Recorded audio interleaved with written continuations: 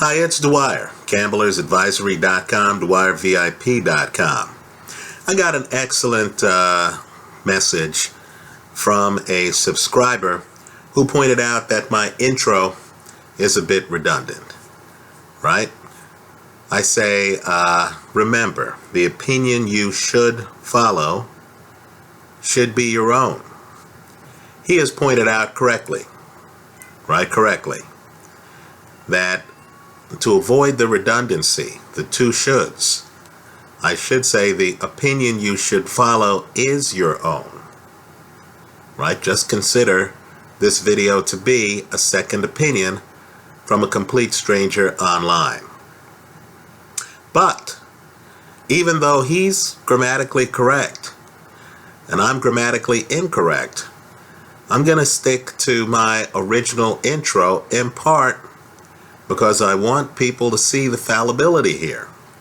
I believe the original introduction, because it's flawed, underscores and emphasizes the message I want to convey to you, which is to trust your judgment. Just consider these videos to be a second opinion. In other words, sometimes I'm wrong, right? So it's a dialogue here. Keep that in mind as you listen to my comments. Now let me just say, there's a cover-up going on at heavyweight, right? It's the kind of cover-up we didn't have back in the Vladimir Klitschko days. Now, let me preface my comments by saying this. Look, y'all know I don't believe in the good old days, right? I don't. Some parts of the past were magical, right? Michael Jordan, right? OJ before the murders, right? Other parts weren't. In the United States, we still haven't had a female president, right? We've had exactly one non-white president. And of course, in the U.S., we've only had, right, Gentile presidents. We still haven't had a Jewish president. So we call ourselves the land of freedom and opportunity. It doesn't seem to me like that opportunity is broad-based. Certainly not at the highest levels of government, right? So when I talk about the old days, I'm not one of these people just waxing nostalgically about how life used to be. No, I'm actually saying that back in the Vladimir Klitschko reign at heavyweight, when you heard about another guy who was a legitimate challenger to the throne, right? And let's be clear here. Guys can have heavyweight belts, but you know at most moments in time who the top heavyweight is. During the Vladimir Klitschko era, when a David Haye came along, right? A guy who was knocking a lot of people out. A guy who had, you know, a legitimate argument that he could beat Klitschko. Klitschko ended up in the ring with that guy, right? Klitschko goes through a reign where he's fighting people like Kubrat Pulev, unbeaten at the time, right? On a roll at the time, right?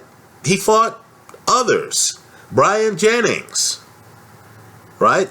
If a heavyweight was on a roll, and if there was buzz about that heavyweight, and if that heavyweight's handlers were willing to have that heavyweight fight Vladimir Klitschko, Vladimir Klitschko would actually fight the guy. So even when Klitschko loses his title, who's he in with? An unbeaten heavyweight, Tyson Fury, right? So I understand there's some guys, Luis Ortiz, Klitschko didn't fight, but you got the feeling the reason he didn't fight Ortiz was because he was busy fighting other guys, right? Tony Thompson, you know, Sam Peter. Go back and look at the reign. Alexander Povetkin, right? Another guy who was unbeaten at the time he fought Vladimir Klitschko. So back in the day, we would, and I'm literally talking about just a few years ago, right? We would talk about some challenger and you understood. The litmus test was Vladimir Klitschko. You didn't have a lot of other guys out there for years who somehow weren't getting the opportunity. Well, now you have a situation where you have some champions who it's an open question on whether they'd be able to beat Kubrat Pulev. Let's spell it out here clearly. I personally question, and understand this is one man's opinion, you have yours, right? I personally question whether Anthony Joshua can beat Kubrat Pulev. Right? In my mind, I don't even question whether Anthony Joshua can beat Vladimir Klitschko. I expect Vladimir Klitschko to win that fight. I question whether Joseph Parker or Deontay Wilder could beat Kubrat Pulev. Right? Luis Ortiz, same thing. I can tell you with certainty in my mind, right? Use your judgment, but in my mind, if Luis Ortiz gets inside on Joshua, Wilder, or Parker, he'll take apart all three of them. Right? Inside, it's a mismatch. I'll agree, the younger guys, right, might have more fitness, might have more stamina than Luis Ortiz. But inside, there's a skill gap. Right? These are young champions who are learning on the job. Sometimes you see a champ, Floyd Mayweather, who looked ill-prepared against Jose Luis Castillo, didn't he? Castillo gets inside. I thought Castillo got the better of him inside, right? I believe HBO gave the fight to Castillo. Floyd escaped that first fight. That's the word, folks. Escaped that first fight, right? Got to work on his inside skills, comes out and wins the second fight. That's the way these champs are going to have to do it. Right? So, let's talk about Yui Fury, who supposedly is in line to fight one of these guys. I believe it's Joseph Parker, who, let's face it, I believe most of us know that Andy Ruiz gave Parker all he could handle. Had that fight been at the StubHub Center here in California, or had it been at Jerry Jones's Taj Mahal in Dallas, Texas, right, Andy Ruiz would be the heavyweight champion. Right? Quite frankly, I don't think Joseph Parker beat Carlos Takam. Right? So I know some of you are going to say, oh wow, Dwyer's dissing the new generation in favor of the old generation. Look, folks, it is what it is. Right? There's a reason why these guys are calling out each other. They're not calling out Luis Ortiz. So rather than face Yui Fury, right, Joseph Parker is talking about fighting Deontay Wilder. Who could blame him? Because these sanctioning bodies have a loophole, at least some of them do, that allow you as champion to fight another champion. Right? They won't strip you. You'll be able to circumvent the mandatory challenger for just a fight. And in the heavyweight division, that's paramount. Right? Because I believe Joseph Parker knows deep down that if he fights Yui Fury, there's a good chance he loses that fight. Right? Because Fury knows who he is more than Parker, who has great talent, knows who he is. Right? There are moments of Parker fights where Parker's standing around looking at the other guy, wondering what he's going to do. Right? Fury, by contrast, knows he's a stick and mover. Right? Fury's not going to be in there figuring out how to win rounds. He's going to be in there doing what he does best to give himself the best chance of winning. What is it that Parker does best? Some fights he comes in, he's throwing bombs. The Demetrenko fight. Other fights he's backing away from guys, back foot, Carlos Takam, shooting a jab, trying to kind of like move his body to have punches miss him. Right? He concedes the pocket to Andy Ruiz. If you concede the pocket to Fury, you lose. Because he's going to be jabbing you to death, and you're not going to be close enough to do anything with him. Right? So understand, Fury has these guys thinking about fighting each other. Why? Because there's less risk. Joseph Parker loses to Fury, right? The casual fight fan's going to say, wow, he lost to a contender. If Joseph Parker loses to Deontay Wilder, we'll say, oh, he fought the toughest out there. He lost his title in a unification match. Think about the upside too. You beat Fury, you beat your mandatory. You beat Wilder, you actually get his belt. Right? So understand, the UE Furies are being pushed out. The situation with Luis Ortiz is so bad that a sanctioning body has said, look, the winner of Joshua Klitschko has to fight Luis Ortiz in their next fight. Right? They've actually gone on record as saying, look, this man's been dodged enough. We're not going to give you any more accommodations. You're going to have to fight him.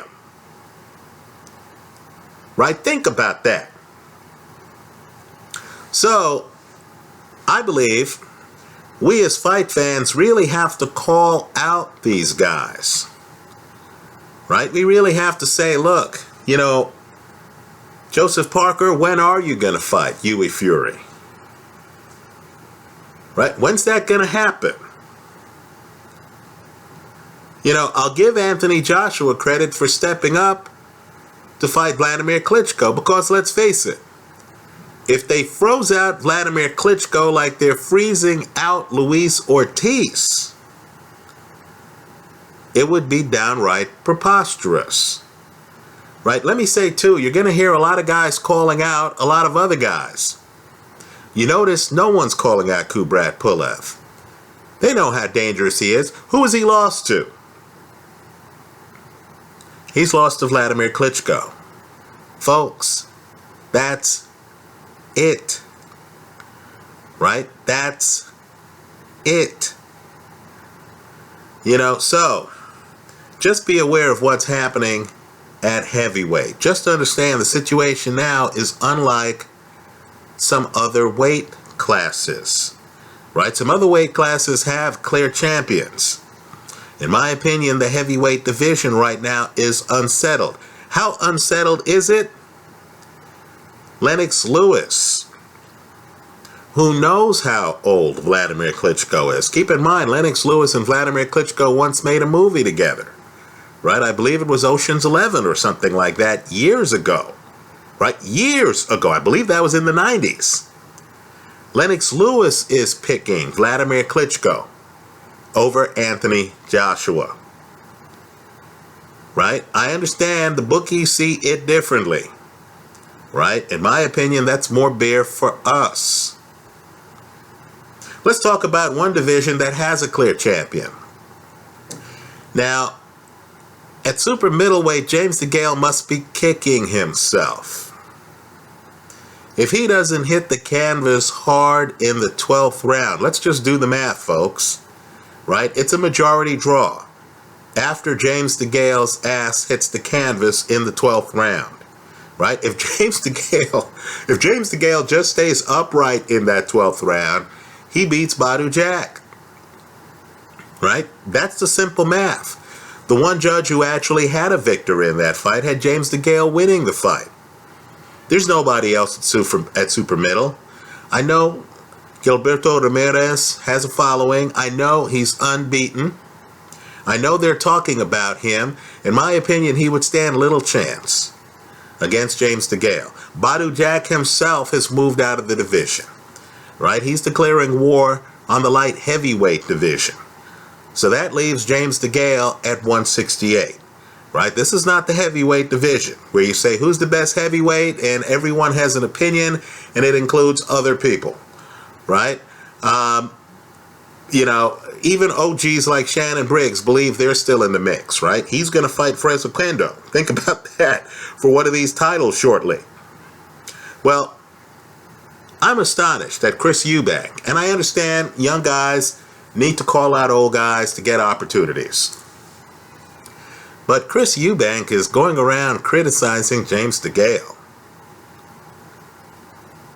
Right? This is like a connect the dots artist criticizing Picasso. It's absolutely ridiculous. Right? Just look at who the guys have fought. Right? DeGale has fought just recently. Right? Andre Durrell. Right? Lucien Boutte. Badu Jack. Right? DeGale's going around fighting legitimate fights. DeGale travels. He's fighting guys on the road.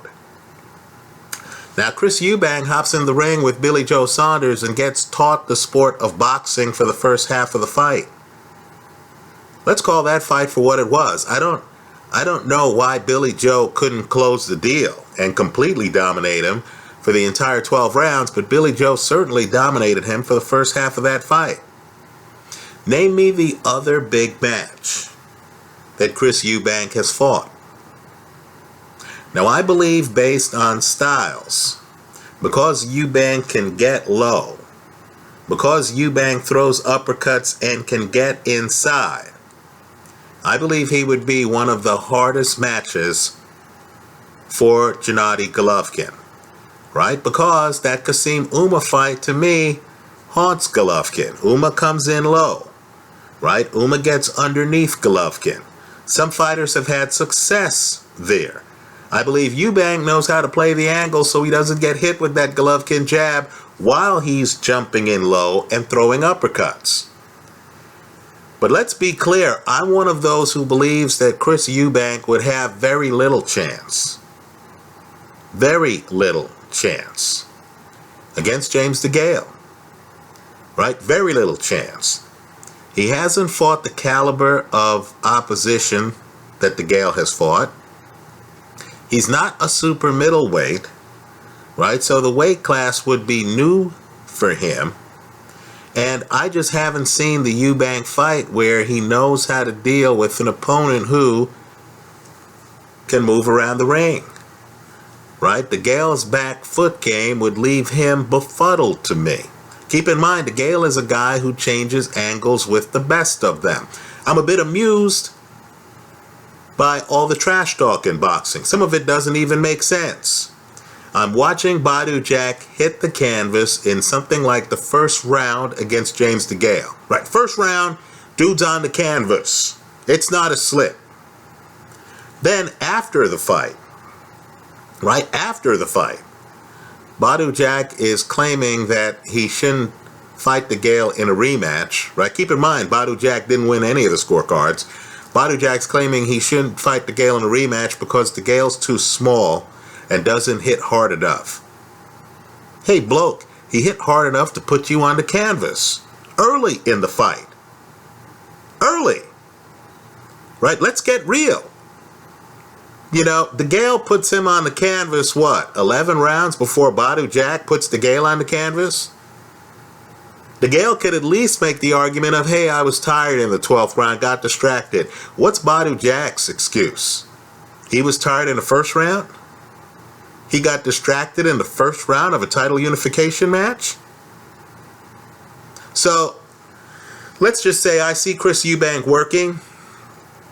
He obviously is trying to talk his way into some fight. It didn't work out with the Golovkin people, right? Word of advice. You know, I love Chris Eubank Sr., right? He was a very colorful and talented fighter. But when you're negotiating a big-time fight with Golovkin's folks, why don't you get a professional negotiator? Right? Also, you know, understand if Golovkin is going to fight you, since Golovkin's unbeaten, that's your opportunity to shock the world. Right? Don't worry about what you're getting paid for that fight, because you're going to get paid for the next fight if you do well against Golovkin. Right? Look at all the hype Kell Brook is getting for having fought Golovkin, and Golovkin in that fight is never dazed. He's never on the canvas. Right? Brook's people throw in the corner, and it's still the first half of the fight, and he's getting praised. Right? So Chris Eubank, to me, blew a golden opportunity against Golovkin. Now he's trying to talk his way into another opportunity against DeGale. Hey, there are a lot of fighters out there. A lot of fighters out there who are much easier to fight than James DeGale. I don't care about size. We saw DeGale put Badu Jack on the canvas. I don't care about size. I believe DeGale would have a shot at light heavy. Right? Light heavy. Right? DeGale's idea of being a champion includes, think about his last few fights. Traveling to Canada.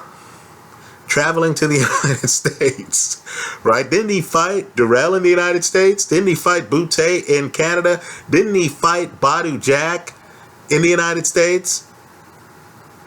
Right? Anyway, that's how I see it. Let me hear from you.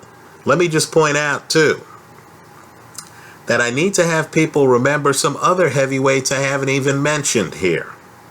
Right? I believe Lucas Browne moves too well for Anthony Joshua. Right? I believe Lucas Browne, Joseph Parker, that's an entertaining fight. Because Parker, when he wants, can move. I just wonder if Parker is savvy enough to know when to move against someone like Lucas Browne. Let me also say, too, Ustinov. He's a tough guy. Now, he got exposed by Kubrat Pulev, but I consider Kubrat Pulev to have more slickness than Joshua, Parker, and Wilder. Right? I believe Ustinov would be a tough matchup. He certainly has the size not to be bullied around by these guys. And Ustinov has great feet. He moves much better than you think he would move, given his size. He's not a plotter. He can actually move around the ring. Right? So consider the heavyweight division to be wide open. I'm guessing when he's alone, Vladimir Klitschko can't help but giggle at the fact that since he lost to Fury, the division has splintered. And now he has an opportunity to unify the division against a bunch of guys who he had as sparring partners. Anyway, that's how I see it. Let me hear from you. I hope you leave your comments in the comment section to this video. Thanks for stopping by.